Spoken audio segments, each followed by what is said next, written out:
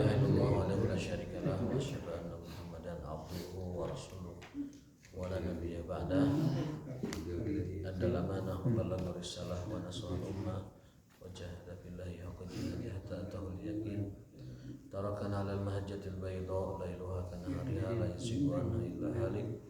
Allahumma shalli wa sallim ala nabiyyina Muhammadin wa alihi wa sahbihi wa sallim. Allahumma subhanaka la ilma lana illa ma 'allamtana wa 'allimna ma yanfa'una wa zidna ilman. Allahumma rabbana atina fid dunya hasanah wa fil akhirati hasanah wa qina adzabannar. Amin ya rabbal alamin. Terus sekalian yang dimuliakan Allah Subhanahu wa taala, alhamdulillah kita dapat berjumpa kembali setelah libur ya 3 hari, 2 hari Sabtu dan Ahad. Mudah-mudahan kita kembali segar, kembali cenghar, kembali benghar, segar, cenghar, benghar dan sebagainya. Mudah-mudahan Allah Ta'ala memberikan taufik kepada kita untuk amin ya rabbal alamin. Juz amma sudah selesai. Kantun mencit dombana. Kan gitu, Umar bin Khattab waktu namatkeun surat Al-Baqarah mencit onta. Ibnu Hajar waktu namatkeun hatamkeun Bulughul Maram mencit onta. Tah aya namanya cendol lah ya. Alhamdulillah sudah beres surat juz amma, kita kembali ke Al-Baqarah ya. Kita kembali ke, jadi kita ngahancanya dari awal lagi.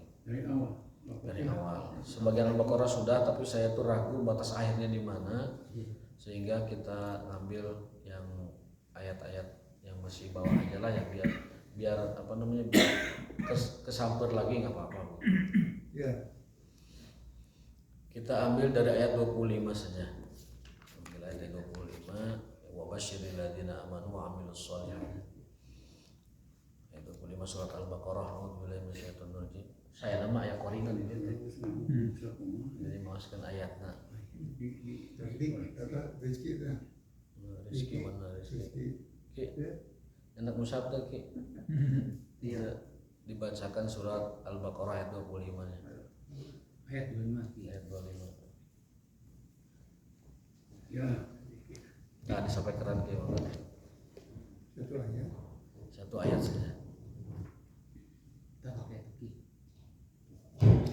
lagi.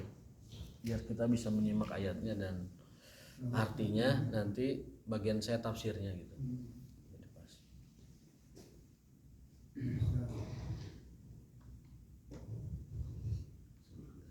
أعوذ بالله من الشيطان الرجيم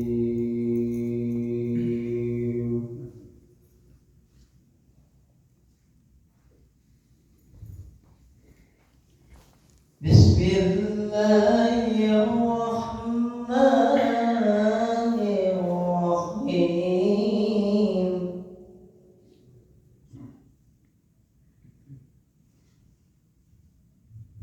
وبشر الذين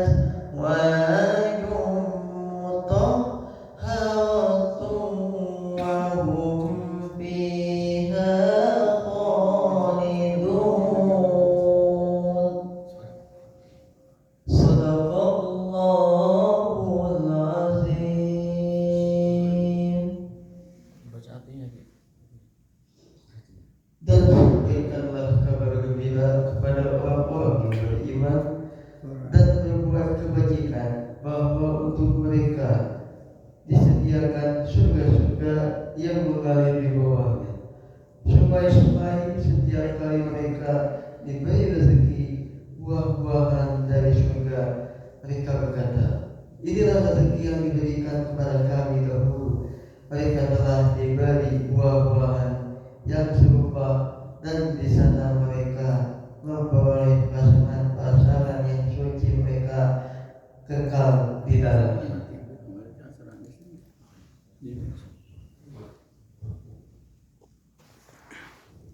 Syukuran jazakallahu khair kepada akhina Rizki yang telah membacakan surat Al-Baqarah ya, ayat 25. Meskipun tadi sepertinya belum minum air hangat, tetapi suaranya bagus. Nanti mah diguyur dulu sama teh panas. Suaranya bagus, tapi suaranya bagus, punya bakat ya. Punya bakat yang perlu dikembangkan lebih. Ayat ini berkenaan bahwa dalam Islam itu Allah senantiasa memberi kabar kepada orang-orang beriman. Jadi di antara konsep dakwah Islam itu at-tabsyiru wa tandzir. Sesekali memberi kabar gembira, sesekali memberi ancaman. Metode dakwah itu demikian. Jadi sesekali memberi kabar gembira tentang surga, tentang bidadari, tentang rezeki, tentang keberkahan segala macam. Tapi di lain waktu memberi ancaman juga tentang neraka, tentang dahsyatnya neraka, panasnya neraka dan sebagainya. Begitupun dalam dakwah kita sehari-hari mesti seimbang antara ancaman dengan hiburan, dengan kabar gembira, itu harus seimbang. Karena ada beberapa dai yang dakwah itu selalunya itu berisinya itu ketakutan gitu. Berisinya itu selalu peringatan-peringatan yang sifatnya itu seolah-olah menakut-nakuti gitu. Terutama berkenaan dengan hadis-hadis akhir zaman. Itu setiap menyampaikan hal itu membuat umat itu merasa takut dan merasa tidak nyaman begitu.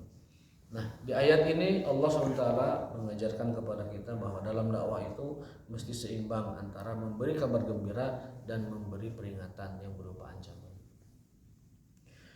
Yang kedua, kabar gembira dan ancaman itu mestilah datangnya dari Allah Subhanahu wa taala, bukan dari hawa nafsu kita pribadi, bukan dari perasaan kita pribadi. Mentang-mentang orang beda dengan kita beri dia kabar yang menakutkan, itu salah. Kabar gembira dan kabar ancaman mestilah itu yang datangnya dari Allah Subhanahu wa taala ataupun dari Rasulullah sallallahu alaihi wasallam. Jangan mudah mengancam hanya karena dia merasa beda dengan yang lain, atau jangan juga mudah mengancam hanya karena dia tidak memahami situasi atau kondisi yang ada di masyarakat itu. Berilah ancaman dan kabar gembira itu sebagaimana Allah Ta'ala dan Rasulnya memberi kabar gembira ataupun ancaman kepada manusia. Wa basyiril ladzina amanu, dan beri kabarlah. Basyir itu beri kabarlah. Makanya ada hadis basyiru wala tunafiru, beri kabar gembira, bungahkeun manusia. Wala tunafiru, jangan buat mereka kapok, jangan buat mereka pundung. Jadi ini berlaku dalam segala hal. Berikan kabar gembira, sampaikan yang baik-baik, sampaikan yang bungah-bungah, sampaikan yang menggembirakan. Jangan buat orang pundung ataupun takut. Ada orang yang ahli masjid tapi membuat orang kapok ke masjid, ada yang begitu. Ada ahli masjid tapi membuat orang, membikin orang pundung ke masjid. Itu namanya tanfir, namanya membuat orang pundung dari masjid. Nabi melarang kita la tunafiru, jangan bikin orang pundung, jangan bikin orang antipati, sengaja atau tidak sengaja. Basyiru wala tunafiru, beri kabar yang baik dan jangan bikin orang pundung atau bikin orang merasa tidak nyaman. Itu perintah Rasul sallallahu alaihi wasallam. Dalam paket hadisnya itu yassiru wala tu'asiru, mudahkan urusan orang, jangan dipersulit. Basyiru wala tunafiru, kasih kabar yang baik, yang pi'atoheun begitu, jangan buat mereka pundung. Sekarang ini banyak yang tidak mengamalkan hadis ini. Rasul suruh mudahkan, jangan dipersulit, sekarang dibalik. Kalau bisa dipersulit, kenapa dipermudah? Enak kayak itu, lampahan manusia zaman ini. Kalau bisa dipersulit kenapa dipermudah? Padahal asalnya itu kalau bisa dipermudah kenapa dipersulit gitu. Tapi ya itulah. Kadang juga orang-orang tidak paham bahwa dalam Islam itu memudahkan urusan orang itu adalah ibadah. Man yassara, barang siapa yang memudahkan kurbatan, kesulitan an muslimin, dari seorang muslim, yassarallah, Allah akan mudahkan baginya kesulitan-kesulitan di akhirat. Jadi siapa yang memudahkan urusan seorang muslim di dunia, nanti Allah akan mudahkan urusannya di akhirat. Memudahkan urusan seorang muslim tidak mesti memberi, tetapi memudahkan itu ngalancarkeun.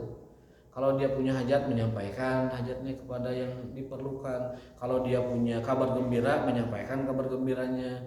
Kalau dia minta bantuan, apa yang bisa dibantu. Nah, memudahkan urusan seorang muslim itu nanti balasannya Allah akan mudahkan urusannya di akhirat. Wa man nafasa, dan barang siapa yang memberi kehidupan bagi seorang muslim, nanti dia akan Allah beri kehidupan di akhirat. Kalau kita mau menghidupkan seorang muslim, baik membantu dia dalam pekerjaannya atau membantu dia dalam sandang pangan papannya, kalau dia tidak punya, maka janji Rasul adalah Allah akan beri dia kehidupan di akhirat. Barang siapa yang memudahkan urusan muslim, Allah akan mudahkan urusannya di akhirat. Barang siapa yang memberi kehidupan seorang muslim, maka Allah akan memberi kehidupan baginya di akhirat. Selagi bisa, selagi mampu, kita setidaknya memberi kepada seorang muslim kemudahan dalam segala hal. Tentunya yang bisa kita lakukan. Dan beri kabar gembiralah orang-orang beriman dan orang-orang yang senantiasa beramal soleh. Allah memerintahkan nabinya untuk memberitahu kabar gembira kepada mereka, yaitu siapa? Orang beriman dan orang-orang beramal soleh. Di dalam ayat lain, lilladzina amanu lahumul busyra fil hayatid dunya wa fil akhirah. Orang beriman itu punya dua kabar gembira. Satu di dunia, satu lagi di akhirat. Jika Allah memberikan rezeki dan kenikmatan bagi orang beriman di dunia, itu adalah kabar gembira pertama. Sebelum nanti di akhirat diberi kabar gembira yang lebih besar lagi, yaitu surga Allah Subhanahu wa taala. Kita tahu dalam hadis sebutkan Allah itu punya 100 rahmat. Lillahi mi'atur rahmah. Allah itu punya 100 rahmat. Ini saya ingin menguatkan betapa di akhirat nanti benar-benar Allah itu memberikan rahmatnya begitu besar kepada orang beriman. Inna lillahi mi'atur rahmah. Allah itu memiliki 100 rahmat.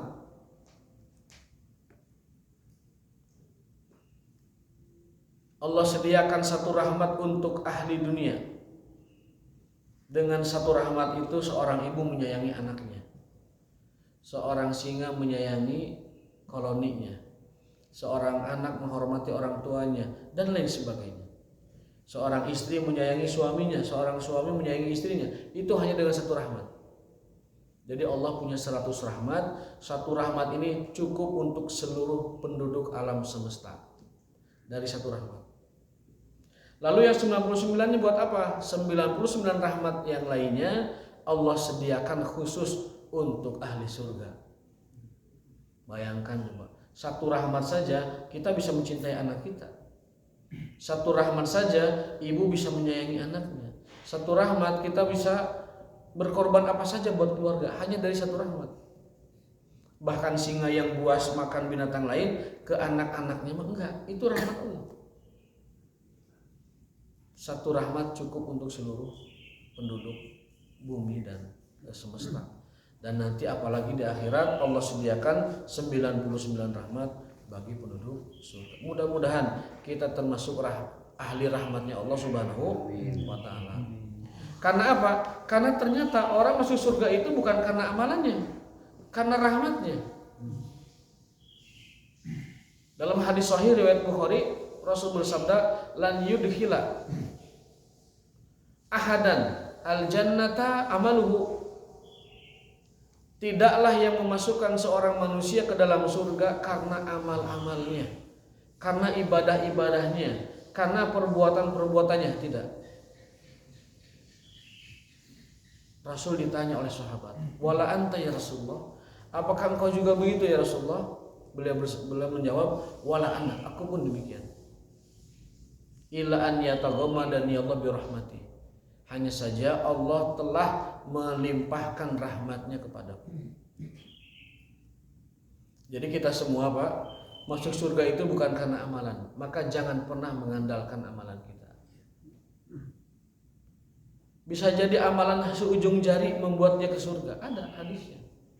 Seorang wanita jahat, wanita yang tidak ibadah, tidak pandai ibadah, wanita yang dikenal ya buruk lah begitu. Tetapi dia punya amal soleh. Ketika melihat anjing kehausan, dia buka sepatunya lalu ambilkan air, diminumkan ke anjing itu dan dia masuk surga gara-gara itu. Dalam riwayat lain ada hadis, ada orang yang tiap hari kerjaannya cuma ngebuang duri di jalan, tapi dia masuk surga dengan itu. Bahkan di riwayat lain ada sahabat yang kata Rasul, ada seorang yang dijamin masuk surga, akan masuk masjid ini. Orang-orang menunggu siapa gerangan. Masuklah seseorang. Diikuti, itu adalah Abdullah bin Amr bin As namanya. Diikuti, diselidiki oleh Ibnu Abbas, karena Ibnu Abbas itu orangnya penasaran dan haus akan ilmu. Setelah diteliti, kemudian diamati, orangnya tidak banyak ibadahnya. Tetapi ketika ditanya gerangan apa yang membuat Rasul menjaminmu masuk surga, apa kata orang itu? Ibadah saya biasa, sholat saya biasa, baca Quran saya biasa. Tapi setiap malam aku khususkan waktu sebelum tidur, aku maafkan seluruh apa yang telah orang lakukan kepadaku. Dibuka hatinya lebar-lebar, semua saya maafkan. Apapun yang berkenaan dengan manusia tadi siang, semua aku bebaskan. Dia masuk surga gara-gara itu. Nah sehingga Rasulullah SAW dengan tegas mengatakan bukan amal ibadah yang membuat orang itu masuk surga, tetapi rahmat Allah Subhanahu wa ta'ala. Rasul pun demikian. Tetapi Rasul menyatakan Allah telah melimpahkan rahmatnya kepadaku, maka aku masuk surga. Nah, ada seorang ustadz besar di Indonesia, tokoh lah, gelarnya profesor, memahami hadis ini sepotong. Dan kesimpulan dia mengatakan Rasul tidak dijamin masuk surga. Jadi rame karena kan di ujung hadisnya tidak dibaca. Di ujung hadisnya itu ada illa an yataghammadani Allah bi rahmati. Akan tetapi Allah telah melimpahkan rahmatnya kepadaku. Harusnya kesimpulannya karena Allah telah melimpahkan rahmat kepadaku, maka aku dijamin surga. Harusnya gitu kesimpulannya. Tidak kesimpulan dari tengah, Rasul pun tidak dijamin surga. Ya rame itu. Pasti rame. Nah, ini penting kita memahami secara sempurna, secara utuh hadis itu, bahwa Rasulullah SAW dijamin masuk surga karena Allah telah memberikannya rahmat kepada beliau. Lalu apa yang harus kita lakukan ketika surga itu hanya dapat diperoleh dengan rahmat Allah, bukan dengan amal-amal kita? Rasul berpesan, saddidu wa qaribu, lakukan saja sekuat tenaga, wa qaribu, dan maksimalkan sesuai dengan arahan dariku, maksudnya sesuai dengan petunjuk Rasul SAW. Artinya maksimalkan saja ibadah, lakukan saja ibadah sesuai dengan petunjuk yang aku berikan kepadamu. Selebihnya serahkan pada Allah. Jadi rumusnya masuk surga itu karena rahmat Allah, bukan karena amal kita. Tetapi rahmat Allah itu hanya diberikan kepada orang-orang yang berbuat ihsan. Ayatnya inna rahmatallahi qaribun minal muhsinin. Sesungguhnya rahmat Allah itu diberikannya, dekatnya dengan orang-orang yang berbuat baik. Jadi cara memahaminya itu begini, orang berbuat baik, beribadah, beramal soleh, dapat rahmat Allah. Karena dia dapat rahmat Allah, dia dimasukkan ke dalam surga. Bukan langkahnya begini, amal soleh ibadah langsung surga, enggak. Amal soleh ibadah dapat rahmat Allah. Rahmat Allah itulah yang menyebabkan dia ke dalam surga. Adapun amal ibadah yang dia lakukan itu menentukan levelnya di surga. Amal ibadah yang dia lakukan itu menentukan levelnya di surga. Makanya orang yang banyak amal ibadah, amal solehnya, surganya lebih tinggi dari orang yang biasa saja, iman tapi amalnya biasa saja. Semakin tinggi mujahadah, semakin tinggi amal ibadah, dia semakin mendekati tempatnya para nabi dan para sholihin. Kalau Nabi Muhammad di Jannatul Firdaus al-A'la, kita setidaknya di bawahnya. Tapi nanti kita ada kesempatan bertemu dengan beliau, berjumpa dengan beliau. Nah itulah kita mesti memahami bahwasanya yang mendatangkan rahmat Allah itu adalah iman dan amal soleh. Dengan iman dan amal soleh itulah kita mendapatkan rahmat Allah. Setelah rahmat Allah dapat kita raih, kita berhak untuk masuk surga. Nanti amalan kita yang kita lakukan menentukan level-level kita di surga. Pintu surga yang berapa Pak? Ada berapa pintu surga? 8. Apa saja? Barangkali masih ingat. Pintu sholat, pintu sedekah, pintu jihad, pintu puasa, pintu tawakal, pintu taubat, pintu zikir, pintu sabar. 8. Pintu sabar. Ya. Yang terakhir pintu sabar. Pintu sabar. Sabar artinya menahan amarah. Sabar menahan emosi, menahan amarah. Itu ada pintu khusus bagi orang yang pandai menahan emosi, menahan amarah, tidak mudah marah, tidak mudah hauk, gaplok segala macam. Itu ada pintu khusus di surga. Dan seluruh pintu surga ini ternyata ada amalan kecil, lagi-lagi nih, ada amalan kecil yang kalau kita bandingkan dengan ahli puasa, ahli zikir, ahli taubat, ahli tawakal, ahli sabar, ahli jihad, ahli puasa, ahli sholat, ahli sedekah, tidaklah berbanding. Tetapi ada amalan kecil yang bisa membawa kita ke 8 pintu surga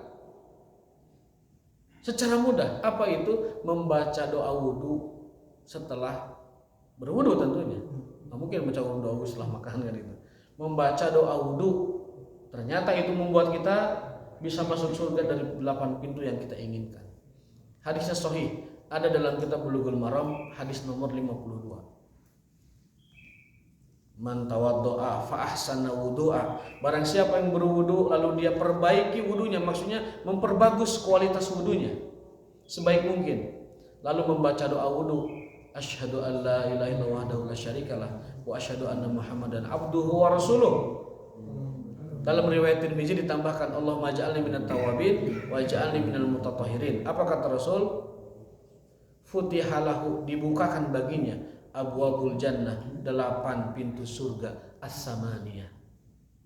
Min ayyihin nasya'a, dari manapun pintu itu dia inginkan dipersilahkan.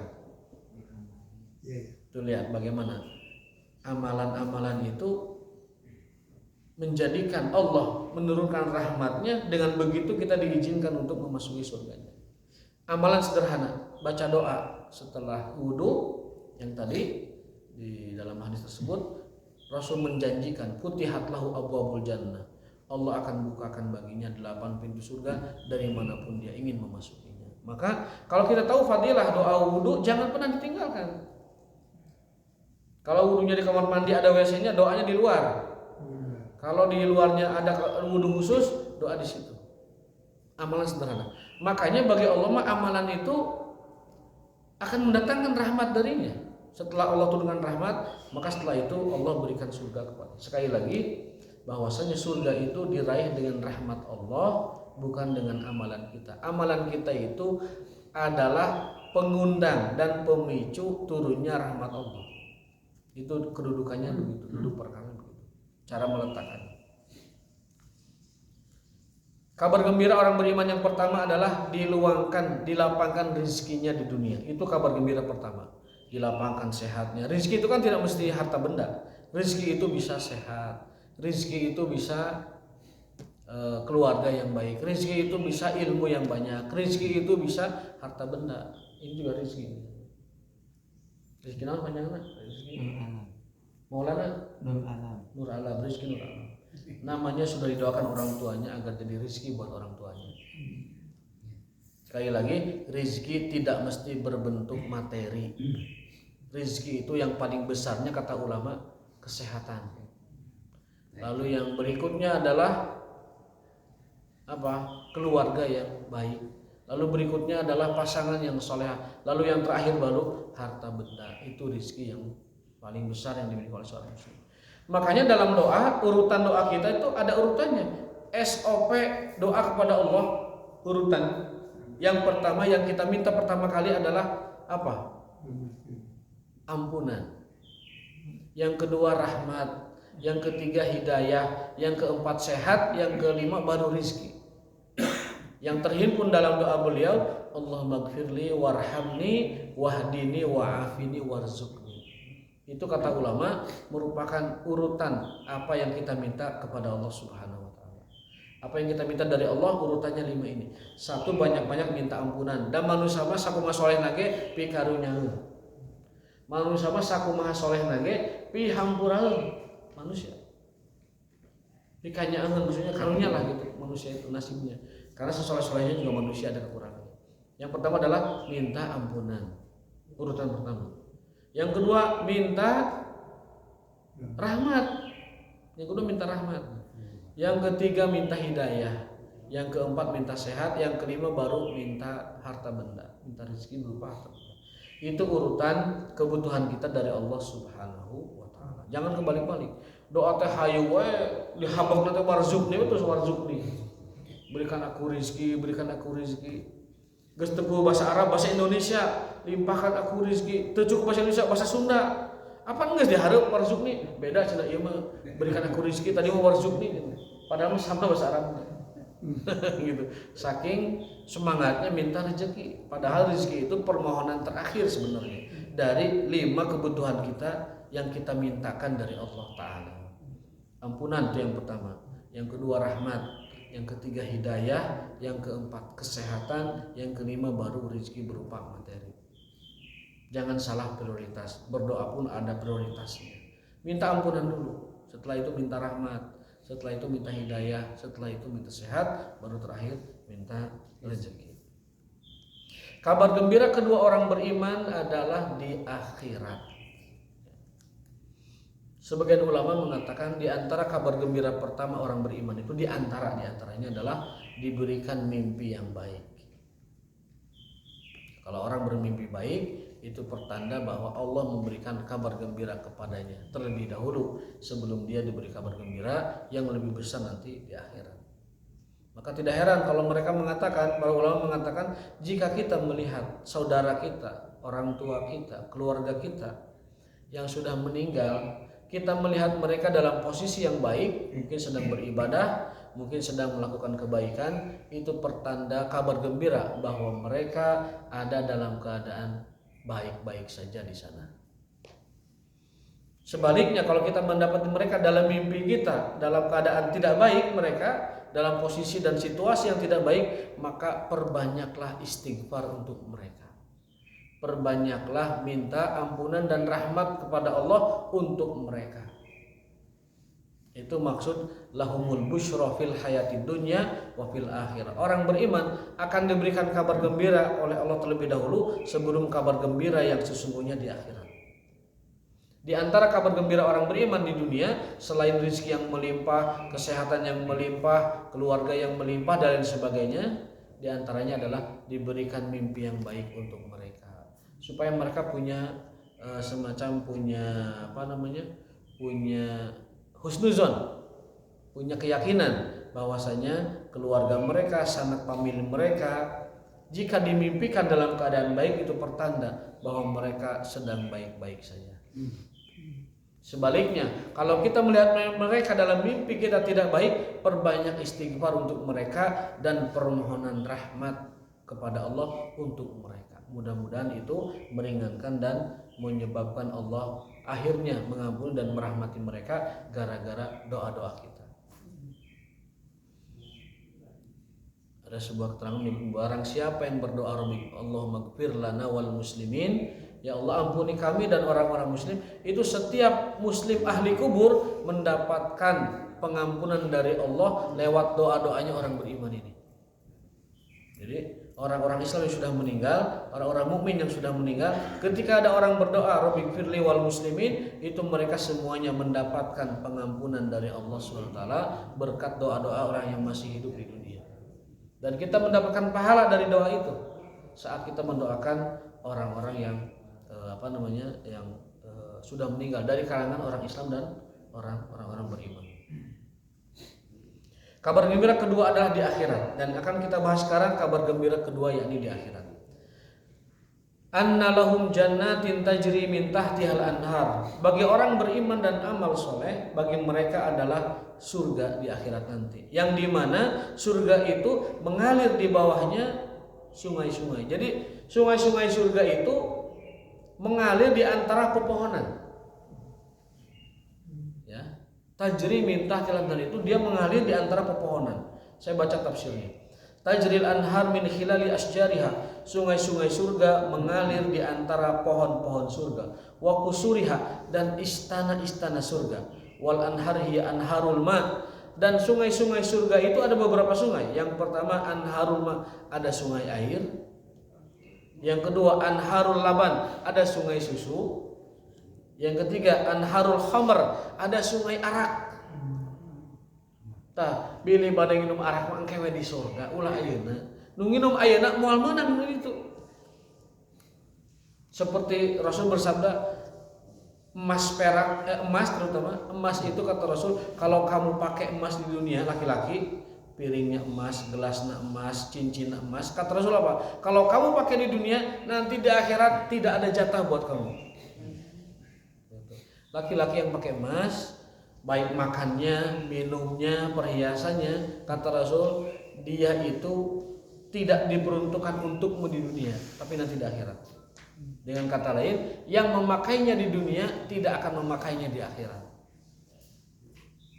Maka kita mah orang Islam yang tunduk kepada ajaran Rasulullah SAW, sebaiknya kaum laki-laki tidak memakai emas, kecuali darurat. Harus misalkan karena ada pengobatan tertentu atau ada saran medis tertentu, itu darurat, nah itu dipersilakan. Tetapi secara umum kaidahnya laki-laki umat Rasulullah, beliau bersabda, telah aku haramkan emas kepada laki-laki dari umatku. Dan ditegaskan lagi, kalau kau gunakan itu di dunia, kau tidak akan menggunakannya di akhirat. Dan itu lebih menyedihkan lagi. Nah, di surga nanti ada sungai arak, sungai khamr. Jadi kayak pendak sarang teman-teman teh, kan dia khamr. Tapi di surga tidak mabuk. Khamrnya tidak mabuk. Enaknya sama, bahkan lebih, karena khamr surga itu berbeda dengan khamr dunia.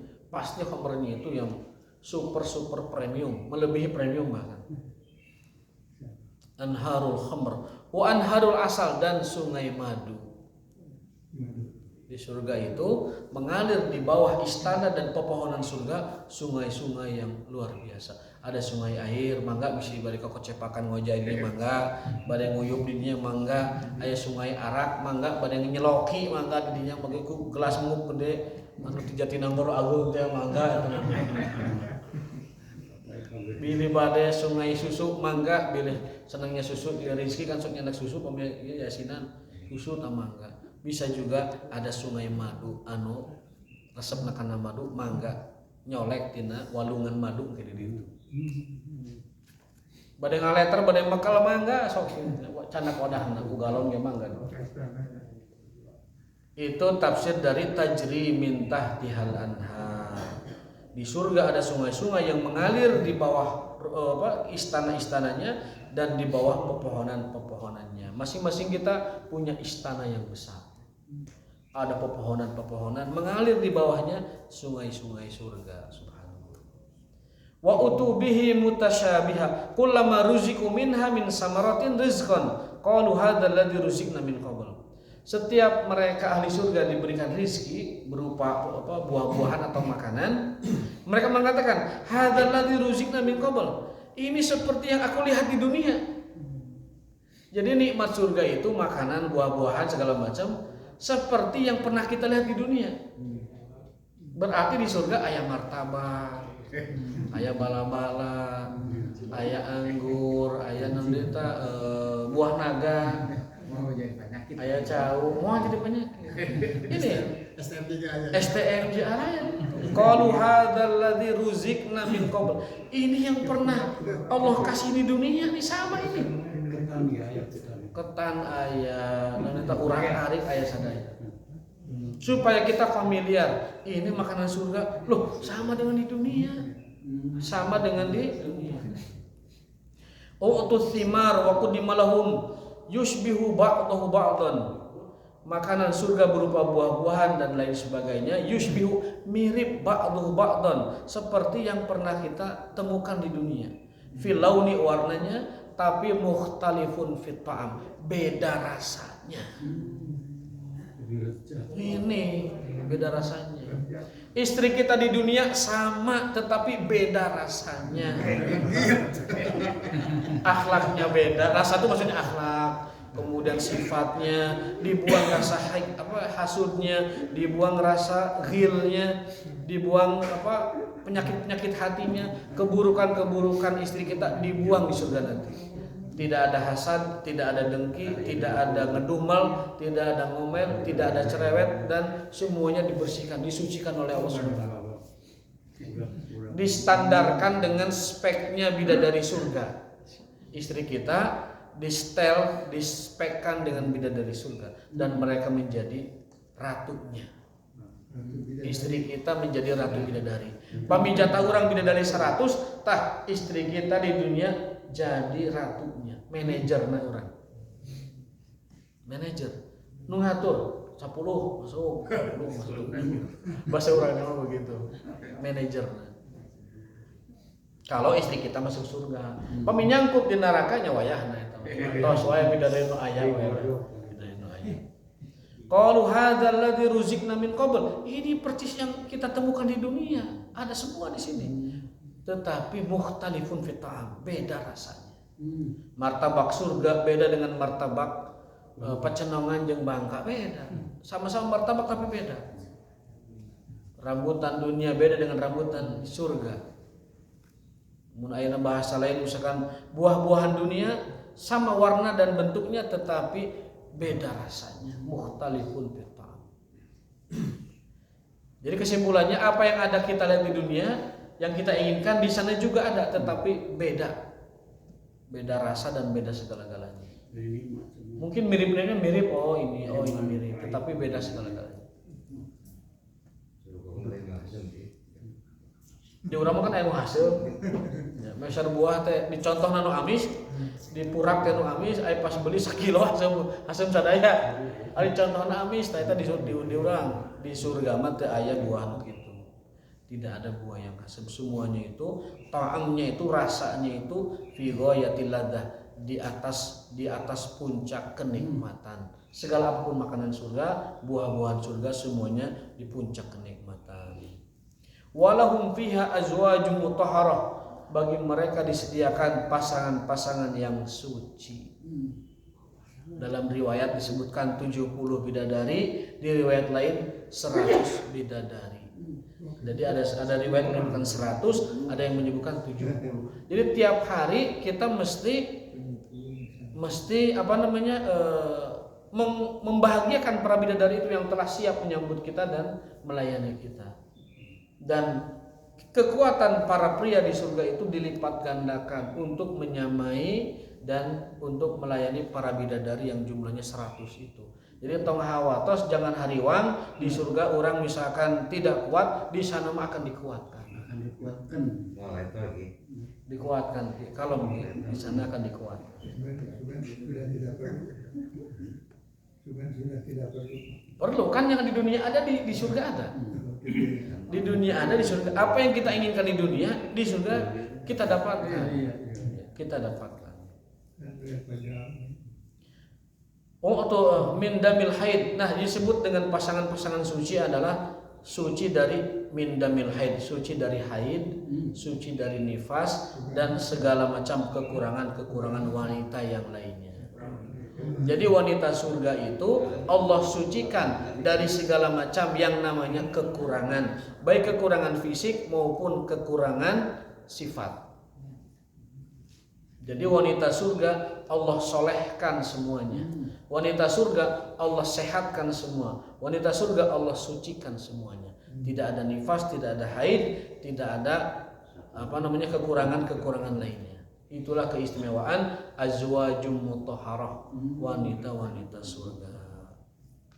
Wa hum fiha khalidun, baquna fiha la yakhrujuna minha abadan, dan ahli surga itu tidak akan pernah keluar lagi selama-lamanya. Teu aya terus ka surga ditarik deui teu aya. Orang yang sudah masuk surga selama-lamanya akan kekal abadi sampai kapan-kapan kita tidak dapat menjangkau, logika kita tidak menjangkau. Lamanya kapannya itu pikiran kita terbatas untuk meraihnya. Abadan, selama-lamanya. Lamma dzakara ta'ala an-nar wa ahlaha sab'an yadkhul jannah wa ahlaha, dan seterusnya. Fi hadhil ayat karimah amara ta'ala rasulahu an yubashshirul mu'minin. Ayat ini merupakan perintah Allah kepada Rasulnya untuk menyampaikan kepada orang beriman yang istiqomah apa yang telah Allah sediakan bagi mereka nanti di surga. Jadi ayat ini Rasul sampaikan kepada orang-orang beriman atas perintah Allah tentang apa saja yang akan mereka dapatkan di surga nanti. Hidayatul ayat, faidah ayat ini yang pertama, fadlul iman wal amal soleh, keutamaan iman dan amal soleh. Idh bihi makanan naimul madhkur fil ayati li ashabiyah, karena dengan dua nikmat itu, dua amal itu, iman dan amal soleh, menyebabkan orang itu mendapatkan rahmat Allah. Kemudian setelah rahmat Allah itu mereka akan diberikan surga dan nikmat yang besar di surga. Yang kedua, taswiqul mu'min ila daris salam. Ayat ini merupakan bentuk apa bahasa orang namanya? Cara Allah ngabibita orang-orang beriman. Ayat ini adalah taswik. Taswik itu tidak ada di bahasa Indonesianya, tapi kurang lebih artinya ini cara Allah membuat orang beriman itu kabita dan ingin. Motivasi. Allah memberikan motivasi kepada orang beriman, nanti di surga itu ada ini loh. Maka beriman dan beramal solehlah kalian semuanya. Mudah-mudahan kita termasuk orang yang termotivasi dengan ayat ini, sehingga motivasi Allah tadi nanti akan kita raih, karena motivasi Allah adalah janjinya. Di surga nanti kita mendapatkan. Amin ya rabbal alamin. Wallahu ta'ala bisawab wa ta'ala bi muradihi wa ma taufiquna illa billah. Rabbana atina fid dunya hasanah wa fil akhirati hasanah. Subhanakallahumma wa bihamdika asyhadu an la ilaha illa anta astaghfiruka wa atubu ilaik. Wassalamualaikum warahmatullahi wabarakatuh.